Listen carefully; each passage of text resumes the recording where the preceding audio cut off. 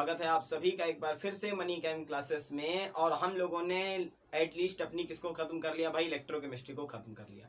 ठीक है, तो 21 लेक्चर्स हैं इलेक्ट्रोकेमिस्ट्री के, उसके क्वेश्चंस की सीरीज अभी मुझे बनानी है। हालांकि एक दो लेक्चर बीच में पड़े हुए हैं जिसमें क्वेश्चन प्रैक्टिस मैंने करवाई है। और आज के लेक्चर में हम लोग बहुत बढ़िया बहुत इंटरेस्टिंग टॉपिक को शुरू करने जा रहे हैं, that is D and F block element. ठीक है, अच्छा मैं ये क्यों पढ़ा रहा हूँ, पी ब्लॉक को क्यों नहीं पढ़ाया पहले, अगर इनऑर्गेनिक स्टार्ट ही करनी थी, क्योंकि फिजिकल के 2 चैप्टर बचे हैं, वो मैं थोड़ा सा बाद में कवर कराऊंगा आपको, थोड़ी सी इनऑर्गेनिक स्टार्ट करने के बाद कवर कराऊंगा। और तो डी एंड एफ ब्लॉक ही क्यों करवा रहा हूँ, क्योंकि मैं 2 चैप्टर अब कंटिन्यू पढ़ाऊंगा आपको। डी एंड एफ ब्लॉक पढ़ाऊंगा, उसके जस्ट बाद में कोऑर्डिनेशन केमिस्ट्री पढ़ाऊंगा। क्लियर है? तो डी एंड एफ ब्लॉक और वो दोनों ही आपस में इंटर रिलेटेड चैप्टर है। और पी ब्लॉक जाहिर सी बात है एक बड़ा सा चैप्टर है, थोड़ा सा बड़ा चैप्टर है, जितना भी उसका कंटेंट हट गया उसके बाद भी वो मतलब भर का चैप्टर है, तो उसको मैं सेपरेट वे में पढ़ाऊंगा।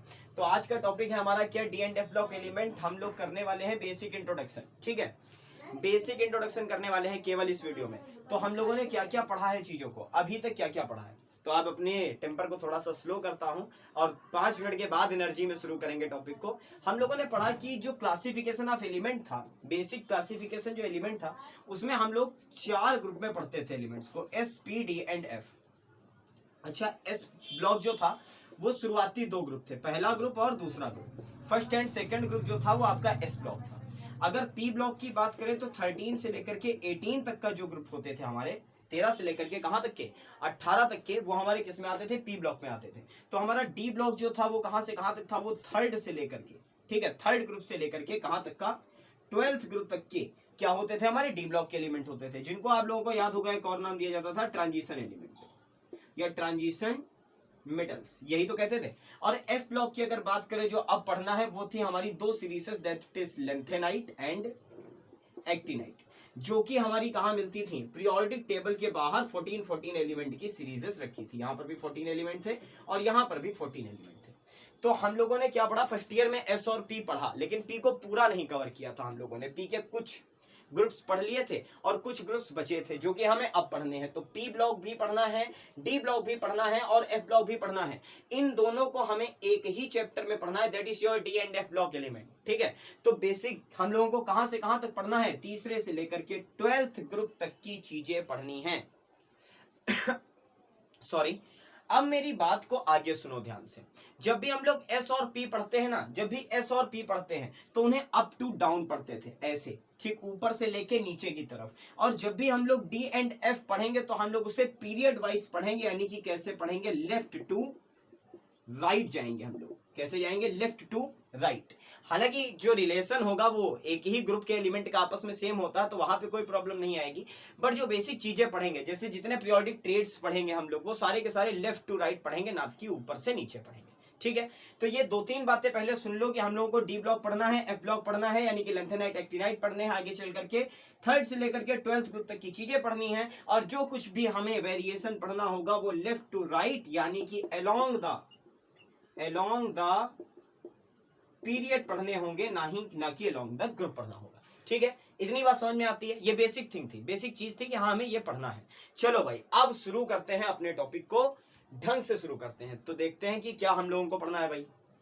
हम लोगों को बेसिकली पढ़ना होगा कहां से, पीरियड नंबर 4 से, क्योंकि जो पहला पीरियड है आप सबको पता है उसमें केवल 2 एलिमेंट आते हैं, हाइड्रोजन एंड हीलियम। केवल 2 element, that is hydrogen and helium. जो आपका सेकेंड पीरियड है, ठीक है, उसमें 8 एलिमेंट, जो 3rd है उसमें भी 8, और जो 4th पीरियड आपका शुरू होता है वहां से आपके शुरू होते हैं कितने एलिमेंट, 8 एलिमेंट तो एस और पी के, और 10 एलिमेंट आपके डी के, यानी कि टोटल कितने एलिमेंट आ जाते हैं, 18। तो हम लोगों को कहां से पढ़ना है, पीरियड नंबर 4, देन 5, देन 6। ठीक, पीरियड 4 पढ़ना है, पीरियड 5 पढ़ना है और पीरियड 6 पढ़ना है। अब एक बात बहुत ध्यान से सुनो, पीरियड 4 में किस ग्रुप से, 12th ग्रुप से लेकर के, सॉरी 3rd ग्रुप से लेकर के कहां तक, 12वें ग्रुप तक, यानी कि 12th ग्रुप तक आपको कितने डी ब्लॉक के एलिमेंट मिलेंगे, 10 एलिमेंट मिलेंगे। अभी सारे पढ़ा रहा हूं कौन कौन से होते हैं, कौन कौन से नहीं होते हैं। ठीक है, इसमें भी आपको 10 एलिमेंट मिलेंगे, इसमें भी आपको 10 एलिमेंट ही मिलेंगे। ठीक है, इसके बाद भी होता है, पीरियड नंबर 6 में होते हैं ठीक है, लेकिन उसको इतना पढ़ने की जरूरत नहीं है क्योंकि ज्यादातर एलिमेंट जो हैं वो अभी अभी डिस्कवर हुए हैं, बहुत ज्यादा टाइम नहीं हुआ उनको डिस्कवर हुए। ठीक है, तो हमें बेसिक यही 3 सीरीजेस 3 पीरियड पढ़ने होते हैं। अब एक बात ध्यान दो, यहां देखो क्या लिखा है, पीरियड नंबर 4। इस सीरीज को कहते हैं हम लोग 3D सीरीज। ठीक, इस सीरीज को क्या कहते हैं, 3D सीरीज। अभी रीजन बता रहा हूं क्यों कहते हैं। जब पीरियड नंबर 5 में आएंगे तो उसे कहेंगे 4D सीरीज। जब पीरियड नंबर कहां आ जाएंगे, 6 में आ जाएंगे, तब हम लोग कहेंगे उसे कौन सी सीरीज भाई, 5D series. 3D, 4D and 5D। अब इसका बेसिक रीजन क्या है, आप सभी बच्चों को पता है, फर्स्ट ईयर में इलेक्ट्रॉनिक कॉन्फ़िगरेशन पढ़ी है बहुत अच्छे से, और उसमें हम लोगों को ये बात बहुत बढ़िया तरीके से पढ़ा है कि 3D पहले भरी जाती है और 4S बाद में भरी जाती है। ठीक है, 3D पहले भरी जाती है और 4S बाद में भरी जाती है। यानी कि अगर हम लोग बात करें पीरियड नंबर 4 की, तो यहां पे वैलेंस सेल क्या होगा, 4S। पीरियड नंबर 5 की तो यहां पर वैलेंस सेल क्या होगा, 5S। अगर 6th की बात करें तो यहां क्या होगा, 6S। लेकिन ध्यान से सुनना, लेकिन हम लोगों की जो क्या होती है, जो d ऑर्बिट होती है वो कौन सी भरी जाती है, n-1d भरी जाती है। ठीक है, अगर 4S में है तो 3D भरी जाएगी, अगर 5S में है तो उसके पहले ही 4D फिल कर दिया जाएगा। And this is the reason कि पीरियड नंबर 4 को हम क्या कहते हैं, 3D सीरीज कहते हैं। पीरियड नंबर 5 को हम क्या कहते हैं, 4D सीरीज कहते हैं। और पीरियड नंबर 6 को हम क्या कहते हैं, 5D सीरीज कहते हैं। समझ गए बात। अब आज के वीडियो का टारगेट क्या बना लें, आज के वीडियो में हम लोग क्या कर लेंगे, एलिमेंट सारे देख लेंगे इन तीनों सीरीजेस के, कौन कौन से एलिमेंट है हमारे, क्या उनका एटॉमिक नंबर है और कैसे कितने एलिमेंट है, बस यही देख लीजिए तो बहुत बड़ी बात हो जाएगी। और उनकी बेसिक प्रॉपर्टीज, इलेक्ट्रॉनिक कॉन्फ़िगरेशन अगर कवर कर पाए 3D की तो करेंगे, अदरवाइज वो नेक्स्ट लेक्चर में हो जाएगी। ठीक है, तो चलो भाई, इतनी बात समझ में आई कि जो पीरियड नंबर 4 है, ध्यान से सुनते रहो मुझे, जो पीरियड नंबर 4 है उसे 3D कहेंगे क्योंकि उसका वैलेंस सेल 4s2 जाएगा, लेकिन उसमें 3D सबसेल भरा, 3D सेल भरा हुआ होगा, सबसेल जो होगा वो 3D भरा हुआ होगा। जो पीरियड नंबर 5 होगा उसमें वैलेंस सेल 5s होगा, ठीक है, लेकिन उसमें d ऑर्बिटल कौन सी भरी होगी, 4d भरी होगी। और जो अगला वाला होगा उसमें वैलेंस सेल आपका 6s2 होगा और उसके बाद में d ऑर्बिटल आपकी भरी हुई होगी। ठीक है, कौन सी भरी होगी भाई, 5d भरी होगी। तो हम लोग अपनी स्टडी को स्टार्ट करते हैं कहां से, सब कुछ मिटा लेते हैं और स्टार्ट करते हैं 3D से। इंपॉर्टेंट है 3D तो आपको याद ही करनी पड़ेगी, और 3D के बाद में हालांकि आपको 4D और 5D के एलिमेंट याद होने चाहिए, लेकिन उसकी फिर मेरे पास छोटी छोटी ऐसी टेक्निक्स हैं, या प्रैक्टिस ही करो तो उससे हो जाता। सभी को पता, मैं टेक्निक्स खुद बनाने को कहता हूं।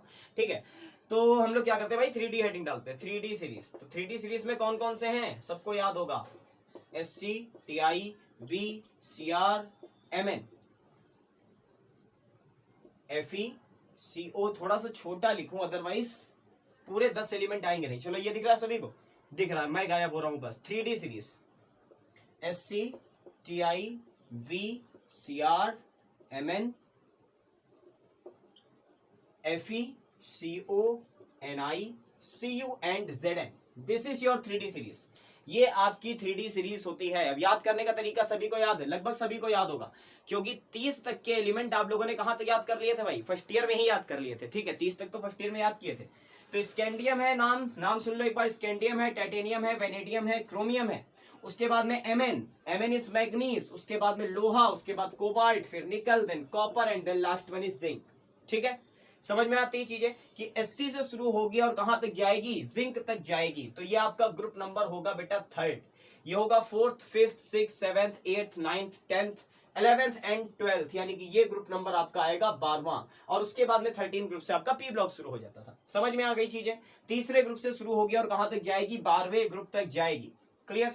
अच्छा, अब इसके बाद में अगर बात करूं कि इनको तो सबको याद कर लिया, इनको सबको याद करने के बाद में नेक्स्ट सीरीज 4D, सारे एलिमेंट पहले इंट्रोड्यूस करा देता हूं आपको। ठीक है, तो 4D सीरीज की अगर बात करें, थोड़ी सी जगह छोड़ दो क्योंकि अभी काफी कुछ लिखना है। ठीक है, 4D सीरीज की अगर बात करें तो कहां से शुरू होगी, Y से, ZR, NB, CR के नीचे की अगर बात करूं मैं तो कौन सा आएगा, क्रोमियम के नीचे जाहिर सी बात है MO आएगा, मोलिब्डेनम आएगा, उसके नीचे टंगस्टन आता है आपका। और उसके बाद में क्या आएगा, टेक्नीशियम, टेक्नीशियम के बाद में RuRHPD, और Cu के नीचे आपका कौन सा आता है, Ag। और जिंक के नीचे अगर बात करो तो जिंक के नीचे कौन सा आता है, कैडमियम। ठीक है, तो ये हो गई आपकी कौन सी सीरीज भाई, 4D। ध्यान से सुन लो, Y, ZR, NB, और इसके नीचे कौन सा, क्रोमियम के नीचे आएगा ये वाला 1 2 3 एंड 4, तो इसको हल्का सा इसके नीचे लिखो, जस्ट नीचे लिखो, ठीक है। क्या नाम था इसका, हाँ MO, मोलिब्डेनम। उसके बाद में टेक्नीशियम है, फिर रुहेडियम है, रुहीनियम है, फिर रुहेडियम है, फिर पैलेडियम है, फिर आपका चांदी है, और उसके बाद में आपका कैडमियम है, ठीक है। तो इतनी आती है आपकी कौन सी सीरीज, 4D सीरीज। सबको याद करने का तरीका बताऊंगा, परेशान नहीं होना है, बस इंट्रोडक्शन पार्ट है, तो सारी चीजें दिमाग में बना लो पहले क्या होने वाली है। फिर अगर बात करता हूं मैं किसका, 5D का, तो बहुत ज्यादा इंपॉर्टेंट है। सबसे पहले तो लिखो La, लेंथेनम, और सभी को पता है, स्टार मार्क किया। जो लोग फर्स्ट ईयर अच्छे से पढ़ करके आए उन्हें पता है कि ये डी ब्लॉक का एलिमेंट नहीं है, यहां से कौन शुरू होते हैं, F ब्लॉक के एलिमेंट स्टार्ट होते हैं। तो हालांकि इसको इन्वॉल्व किया गया है, यहां पर लिखा जरूर जाता है, लेकिन इसी के नीचे कौन सा आता है, AC, ठीक है, एक्टिनम या एक्टिनियम बोलते हैं। तो यहां से कौन सी शुरू होती है, एक्टिनाइट सीरीज शुरू होती है, और यहां से लेंथेनाइट सीरीज शुरू होती है। तो इसको तो खैर नहीं ध्यान देना है, लेकिन इसको स्टार मार्क करके सर्कल कर लो, ठीक है। ये डी ब्लॉक का एलिमेंट नहीं होगा, ध्यान से सुन लो, ये क्या होगा भाई, F ब्लॉक की स्टार्टिंग होगी, इसके बाद में 14 एलिमेंट आगे आएंगे, और ये इलेक्ट्रॉनिक कॉन्फ़िगरेशन को याद करने में बहुत हेल्प करने वाला है, इसलिए कह रहा हूं ध्यान से सुनो। अब इसके बाद में अगर बात करूं आगे कौन सा आता है, तो HF, ठीक है। HF के बाद में अगर बताऊं तो आएगा आपका, हाँ ठीक है, TA। उसके बाद में आपका टंगस्टन, टंगस्टन मतलब W होगा, ठीक है, टंगस्टन को W से लिखते हैं, सर्कल कर लो भाई, नाम अलग है और सिंबल इसका अलग है, ठीक है। उसके आगे कौन सा आएगा, Re आएगा। इसके बाद में रुहेडियम के नीचे OS, osmium, IR and PT, ठीक है। और Ag के नीचे सोना, चांदी के नीचे सोना, और चांदी के नीचे सोना मतलब Ag के नीचे Au, और Au के बाद में लास्ट बचा तो कैडमियम के नीचे पारा, और कैडमियम के नीचे पारा मतलब Hg, ठीक है। तो ये हो गई आपकी 5D सीरीज। देखो 10-10 एलिमेंट है सभी में, 1 2 3 4 5 6 7 8 9 एंड 10, क्लियर। चलो भाई अब आगे की कहानी शुरू करने लायक दिमाग हो गया, तो 3D सीरीज को सबसे पहले डिस्कस करेंगे।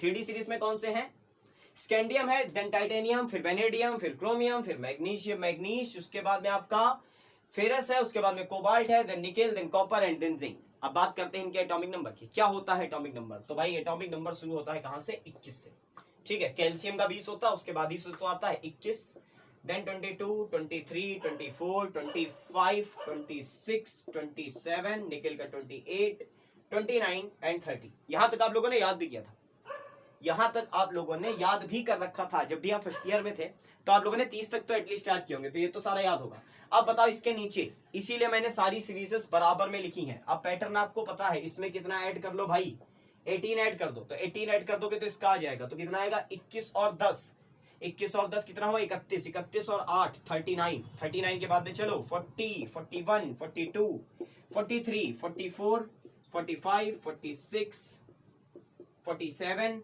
एंड देन 48, ठीक सही है।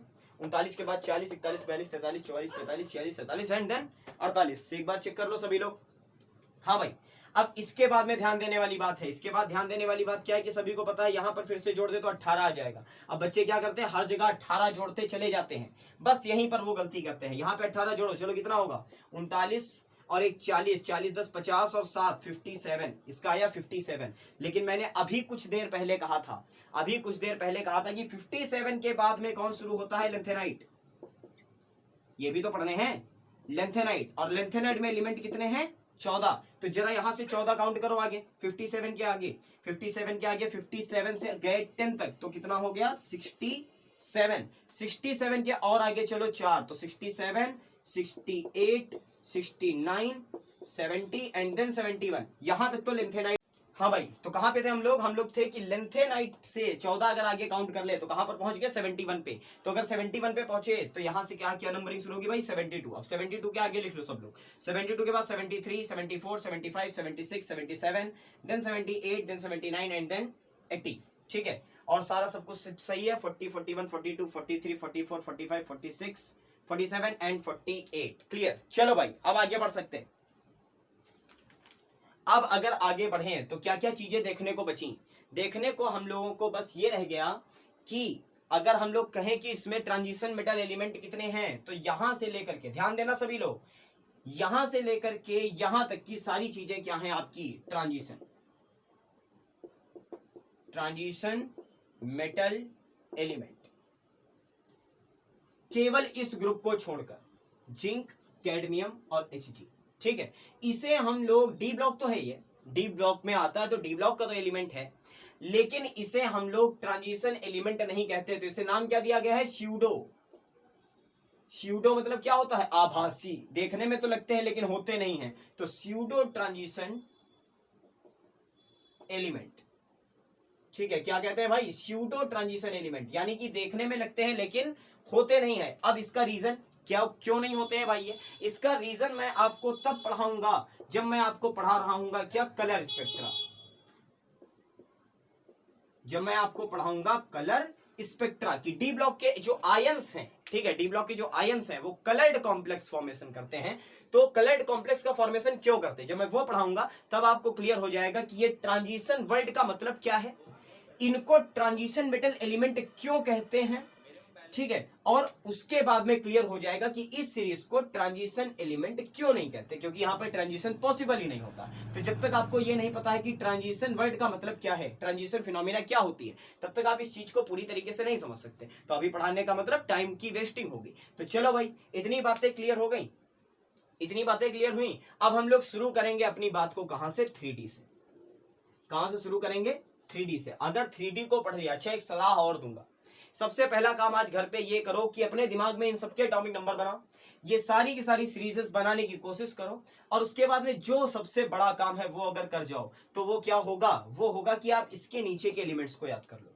ठीक है, इसके नीचे के एलिमेंट्स को, इसके नीचे कितने एलिमेंट भाई, दो ही तो एलिमेंट हैं इसके नीचे। वेनेडियम के नीचे कितने हैं, दो ही तो हैं। क्रोमियम के नीचे दो ही तो हैं। तो अगर दो दो एलिमेंट आप याद कर सकते हो कि किसके नीचे कौन लाई करता है, ठीक है, तो आपके लिए ये चैप्टर के साथ साथ, ठीक है, इस चैप्टर के साथ साथ कोऑर्डिनेशन भी आसान हो जाएगा। कोऑर्डिनेशन क्या, आप कोई भी चैप्टर अगर पढ़ोगे ना इनऑर्गेनिक जिसमें डी ब्लॉक का एलिमेंट इन्वॉल्व है, और आपको ये याद हो कि किसके नीचे कौन सा है या किसके बैलेंस इलेक्ट्रॉन कितने होते हैं, तो बस खेल खत्म हो जाता है वहीं पे। तो सलाह है इसको याद करने की कोशिश करिए, बाकी मैं धीरे धीरे प्रैक्टिस करवाता रहूंगा तो आपको याद होते रहेंगे। चलो अब हम लोग बात करते हैं आज के पहले प्रॉपर्टी की, या हेडिंग डाल दीजिए सभी लोग, properties of D block element. तो सबसे पहले हम लोग 3D की प्रॉपर्टी पढ़ेंगे, फिर 4D की पढ़ेंगे, फिर 5D की पढ़ेंगे, और उसके बाद में ये जरूर पढ़ेंगे कि 3D में ऐसा क्या खास है जो 4D और 5D में नहीं है। तो सबसे पहली प्रॉपर्टी क्या होगी, सबसे पहली प्रॉपर्टी होगी इलेक्ट्रॉनिक कॉन्फ़िगरेशन।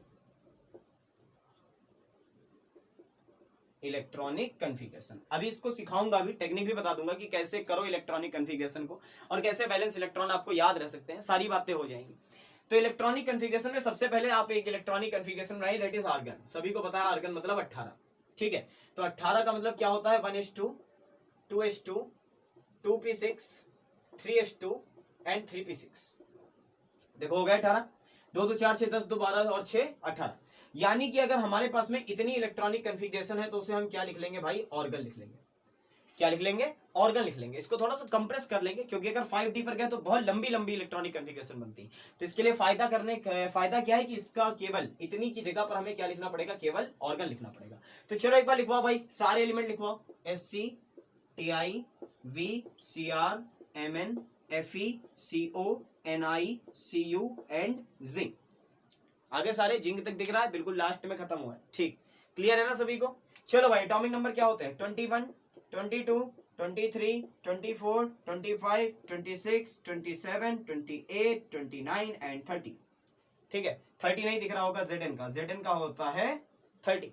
अब दिख रहा है। चलो अब दो चीजों को मार्क करो, पहला 24 क्रोमियम एक्सेप्शन है, अगला 29 यानी कि कॉपर, ये एक्सेप्शन है। अब ये एक्सेप्शन क्यों है उसको इलेक्ट्रॉनिक कॉन्फ़िगरेशन बनाते बनाते सीखते हैं। तो सबसे पहले इसकी बनाओ, क्या लिखेंगे, 1s2, 2s2, 2p6, 3s2, 3p6, 18 हो गए। लाने कितने हैं, 21। उसके बाद में क्या आएगी, सभी को पता है 4s2 and then 3d1। 4s2 आया और उसके बाद में क्या आया, 3d1 आया। 4s2 पहले भरी जाती है, 3d1 बाद में भरी जाती है। 4s2 लेकिन वैलेंस सेल कौन सा है, वैलेंस सेल 4s है, वैलेंस सेल 4s है, बस पहले भरा जाता है क्योंकि एनर्जी लेवल कम होता है, एनर्जी कम होती है। ठीक है, चलो भाई, अब अगर इसको मैं लिखना चाहता और क्या लिख सकता था, देखो इतनी कॉन्फ़िगरेशन की जगह क्या लिख लेते ऑर्गन। क्या लिख लेते, ऑर्गन, और देन लिख लेते 4s2 एंड 3d1। ठीक है, 4s2 एंड 3d1। तो अब हम लोग ये पूरा नहीं लिखेंगे, हम लोग यहां पर क्या लिखेंगे, ऑर्गन। ऑर्गन मतलब हो गया 18, ऑर्गन मतलब हो गया 18। 18 के बाद लाने कितने हैं 22, तो 4s2 एंड 3d2 खत्म। ठीक है, अगर इसका बनाना है तो लिखा ऑर्गन, देन लिखा 4s2 एंड 3d3। अगर लाना है किसका, क्रोमियम का, तो लिखा organ, then 4s2 then 3d4। और बस यही एक्सेप्शन है, ये इलेक्ट्रॉनिक कन्फिग्रेशन नहीं होगी, ये इलेक्ट्रॉनिक कन्फिग्रेशन है रॉन्ग। तो राइट क्या है, राइट है ऑर्गन, और ऑर्गन के साथ में 4s1 एंड 3d5। 4s1 से एक इलेक्ट्रॉन स्प्लिट होता है और 3d5 में जाता है। रीजन क्या है इसका, रीजन है यहां पर कि हाफ फील्ड ऑर्बिटल, नोट करो इस पॉइंट को साथ में, हाफ फील्ड, ये सब पुराने कॉन्सेप्ट हैं, हाफ फील्ड हो या क्या हो, फुल फील्ड हो, इनकी स्टेबिलिटी ज्यादा होती है किससे, अदर ऑर्बिटल से।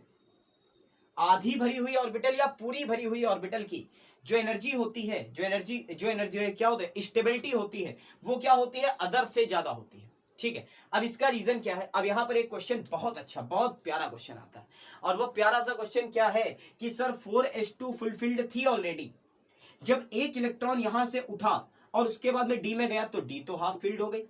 ठीक है, और 4s पहले फुल फील्ड थी और बाद में हाफ फील्ड रह गई, तो फुल फील्ड की तो एनर्जी स्टेबिलिटी ज्यादा होती है। ठीक है, हाफ फील्ड की स्टेबिलिटी फुल फील्ड से भी कम होती है। तो यहां पर क्या है, यहां पर देखिए एक ऑर्बिटल तो फुल फील्ड है लेकिन दूसरी वाली हाफ फील्ड भी नहीं है, और जब एक इलेक्ट्रॉन यहां से चला गया तो दोनों की दोनों ऑर्बिटल क्या हो गई, हाफ फील्ड हो गई। तो पहले केवल एक ऑर्बिटल की एनर्जी डिक्रीज हो रही थी और अब दोनों ही ऑर्बिटल की एनर्जी डिक्रीज हो रही है और उनकी स्टेबिलिटी क्या हो रही है, बढ़ रही है। ठीक है, इसलिए एक इलेक्ट्रॉन यहां से उठता है और कहां चला जाता है, यहां चला जाता है। तो ये कॉन्सेप्ट शायद याद होगा, बस मैंने मेमोराइज करा दिया आपको। अब पढ़ते हैं आगे, चलो 25 बनाओ। 25 क्या होगा, ऑर्गन, उसके बाद में 4s2 and 3d5 as it is. वहां पर 4s1 3d5 है, यहां पर 4s2 3d5 है, जोड़ लो ना, 18 19 20 और 5 25। ठीक है, चलो इसका बनाओ, तो इसका हुआ argon, then 4s2 then 3d6। उसके बाद में अगर आए तो organ, then 4s2 then 3d7। Nickel पर आ जाए तो निकिल का क्या बनेगा, ऑर्गन के साथ में 4s2 देन 3d8। और अब बनाओ कॉपर का, कॉपर मतलब 29, तो 29 क्या बनेगा, ऑर्गन, ऑर्गन के बाद 4s2 and 3d9। That's why it is exception. ये रीजन है कि एक्सेप्शन है, क्यों, क्योंकि यहां पर क्या हो जाएगा 4s1 एंड 3d10, ये हाफ फील्ड हो गई और वो फुल फील्ड हो गई, तो बात ही खत्म हो गई। इसकी भी स्टेबिलिटी बढ़ गई, उसकी भी स्टेबिलिटी बढ़ गई। तो हमारे पास में क्या होगा, हमारे पास में 4s1 आएगा और एक इलेक्ट्रॉन यहां से स्प्लिट होगा और वो 3d सीरीज में चला जाएगा। सुनो ध्यान से बात को, 4s1 से एक इलेक्ट्रॉन उठेगा और वो 3d में जाएगा, और जब वो 3d में जाएगा तो यहां पर हो जाएगा 3d10 और यहां रह जाएगा 4s1। लास्ट बचता है जिंक। जिंक यहां बना देता हूं, साफ दिखेगा, जिंक का मतलब 30, और जिंक मिला 30 यानी कि ऑर्गन। अब हमें 10 और चाहिए, तो मिला 4s2 and 3d10। That's it, खत्म। 18 10 28 और 2 30, सारे इलेक्ट्रॉन तो हो गए। चलो भाई नोट करो इसको, फिर आगे बढ़ता हूं। इसको नोट कर लो और फिर आगे बढ़ते हैं। चलो भाई, आई होप स्क्रीनशॉट वगैरह ले लिया होगा जो लेना होगा आपको। अब एक काम करो, और वो काम ये है कि इतनी बड़ी इलेक्ट्रॉनिक कन्फिग्रेशन से आप कहां तक याद करोगे कि किसमें कितने वैलेंस इलेक्ट्रॉन है। समझ रहे हो बातों को, क्या कहने की कोशिश कर रहा हूं। कैसे पता करोगे कि किसमें कितने वैलेंस इलेक्ट्रॉन हैं, तो ब्रह्मास्त्र याद करो आज। ब्रह्मास्त्र क्या है कि 3D लिखो, SC TI V CR MN Fe CO Ni Cu and zinc. ठीक, 1 2 3 4 5 6 7 8 9 9 10। अब सबको पता है, मैंने इसीलिए कहा कि अगर आप इसके नीचे के दो एलिमेंट याद कर लो ना तो कहानी ही खत्म कर दोगे पूरी, क्योंकि यहां पर आपको याद करना है बस S2D1, यहां S2D2, then S2D3, then S2D4, then S2D5, S2D6, S2D7, S2D8, S2D9 and S2D10। चलो एक्सेप्शन पे आ जाओ। देखो कहां पे हाफ फील्ड से जस्ट कम है, ये तो ये हो जाएगी S1D10, और यहां पर देखो S2D4 हो जाएगा S1D5। ठीक है, अगर आप ये ना भी याद करो ना फिर भी वैलेंस इलेक्ट्रॉन तो सेम रहेंगे।